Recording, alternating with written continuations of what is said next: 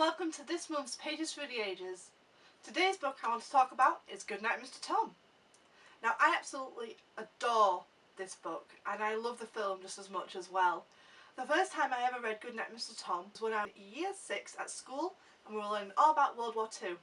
Now World War II is a period of history that I am fascinated with and I don't know why, it's just a period I just really like. But the parts of the period that I like are to do with the home front. I like learning about the people left behind, the evacuees, the families, the people in the factories, the home front, everything. That's what I like to learn about, is everything to do with the home. So Goodnight Mr. Tom is a book that I have absolutely adored since the moment I first read it when I was about 11 years old.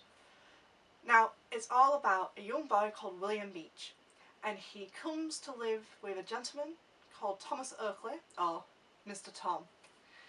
The story itself is so heartwarming, it's unbelievable.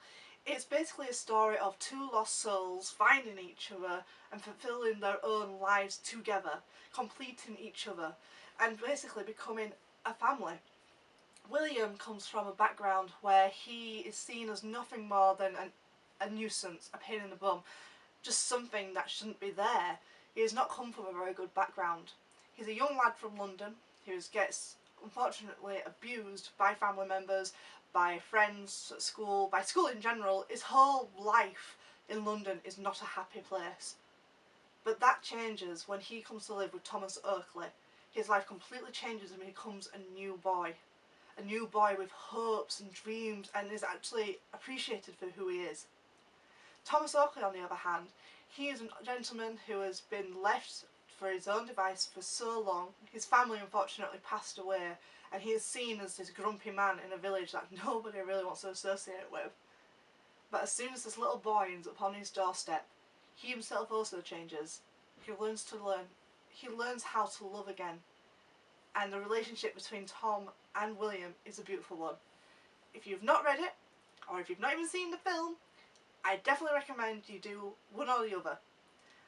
I love the book over the film, but there is a bit in the film that I love the most over the book. Now, at the end of the book, the last line of the book is, "Dad, I grew," which is an important thing for the book because it talks about how William is a very small boy because his diet's not good. Nothing about him has been a good life up until this point, and him growing is a good sign. It means he's having a healthier, happier life and that he's getting the stuff he needs.